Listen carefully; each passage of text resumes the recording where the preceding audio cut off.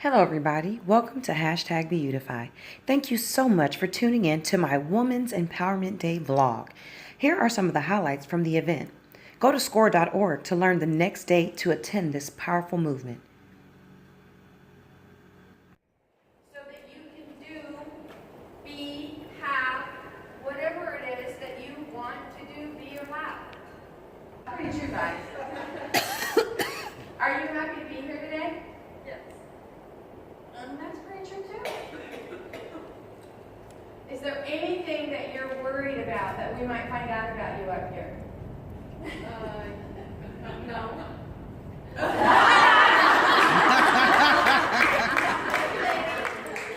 I'll present to you today.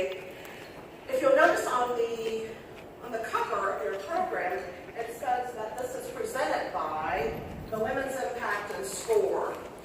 What is Score? Many years ago, Score was known as the Service Corps of Retired Executives. And it looked like that.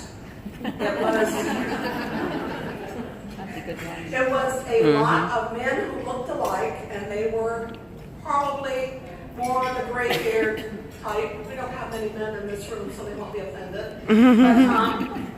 But our current chapter chair is very adamant that we diversify in Score. So he and I were having a chat this morning as we were sitting at the table out front. And we were talking about what Score can look like. And we're trying to diversify in our advertisement. So as I said, Score was Service Corps of Retired Executives.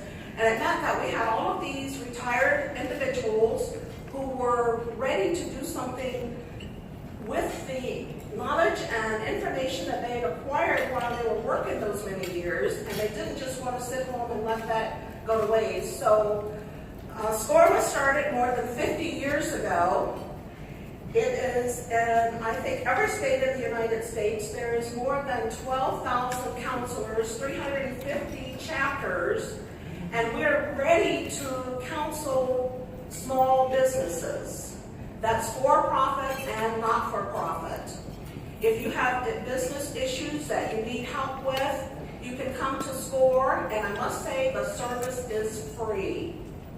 So, but today we're here, as I started to mention, we want Score to look a little bit different. So we want to diversify, we want to reach out. And we want to reach out to individuals who are not necessarily retired and older. So if you have any interest and you need a volunteer for Score, you have skills in business, we would like you to stop by and talk to us, give us a call. There are cards out on the table that you can pick up or talk to me before you leave, and we'll tell you more about the organization. But today we have more than 45 counselors here in the Stark County area. We represent 5 counties, and I always forget them when I start to say it. It's Stark, Tuscarawas, Harrison, Carroll, and Holmes, the Sugar Creek area, in that area. So we represent 5 counties. We have provided more than 56,000 new businesses over the years. So I'm going to give you a story. This story just happened 2 months ago. We have 14 offices, and each one is led by a president just like me. I'm the oldest president at this point. Used to be I would sit at the table when I was the youngest person. Now I'm the oldest. I like to say I'm the most mature person at the table. And I'm the only female. So we had that president's meeting a couple months ago. All of us were in the room with our executive team. And the executive team is presenting to us the 3 goals that we're all responsible for. But throughout the entire meeting, we were talking about this new thing they wanted to put on us called Rule of 30. If you add your top line growth and your bottom line margin, it should be over 30. If you're a financial person, you'll get that. But that was not one of the goals. Was not one of the 33 things listed, but that's what they were talking about the entire time. So at the end of the meeting, they said, how do you guys feel about these 3 goals? And I raised my hand and I said, well, I really think the rule of 30 needs to be listed as one of the goals, because that's what we've spent the majority of the time on today, the last 2 days. The executive team went on to start challenging me on why rule of 30 wasn't going to be one of the goals. One of our youngest presidents in Jacksonville was sitting beside me, and he raised his hand and said, I agree with Kim. I think that should be one of our goals. What do you think happened? Became a goal immediately. So even though I'm navigating, now I was really ticked because, not because that happened, it got up there, but I was ticked because I could have done my homework and strategically made that happen before I ever walked in that area. And that's what I hope to teach you today. What we're going to do is I'm going to educate you a little bit on how men and women communicate differently. I do whole sessions on that topic alone. So I took a few of those slides and put them in here because I think you need to be educated and more aware, and then you'll think differently. We're in the little booth. But he said there is no living that is not afraid when it faces danger. The true courage is in facing danger when you are afraid. When you're afraid, instead of cowering, you've got to face it head on. Following your heart. The most important, this is from Steve Jobs, the most important have the courage to follow their heart and their intuition. Women, we have guts. We may be perceived as powerful, but not very often do we ever say we're powerful. Think about men.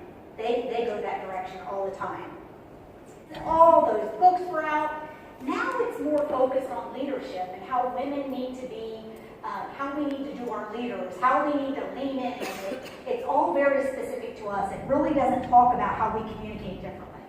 But there are 4 key areas in which they say we communicate differently. Problem solving, communication of feelings, needs and desires, and then understanding of the situation. On corporate boards. It's because it's all their golf buddies. It's all the CEOs or CFOs, they play golf together and they feel comfortable with each other. They have that trust. And it's really hard to break into that. Collaboration, and I still like getting consensus, but I have to balance the two. There are some men that love to collaborate and love to build consensus. So you got to take what the research says with a grain of salt. Open your eyes. Look around the meetings and try to figure out how you can do something different. Doing the same thing. We are all in it together. And that's the message I want to send out. And I am connected. I do that every single day. I speak all over the world on networking, on how to build a network to help you become successful. I have used this method every single day. I would dig down deeper. I have a breakfast and a lunch every single day with people I do not know. And I've done that for 8 years. My mentor, the CEO of Tractor Supply Company, he made me do it. If you want to build your career and you want to build people that will help you, this is what you need to do. I knew I had to get on some sort of board that would give me credibility. So I knew one that would give me credibility was the Cleveland Federal Reserve Bank. If I could get on there, I would get my there really quick, coming to a new town. So I researched thoroughly, and the retired CEO was speaking at a women's event at a law firm. I did my homework on her. I knew what board she was on. I knew what her passions were. I knew everything about her. And you were born to make an impact. Each and every one of us were born to do that. Love this quote. View your personal brand as a trademark, an asset that you must protect while continuously molding and shaping it. Stand together, move together, change the world together. Directors and how you can change. Have fun on the journey. Smile, have a great day. Have your happy list available. Know what's going to make you happy. And then write your story. I really like this one. We have to make our shoulders strong enough for somebody else to stand on.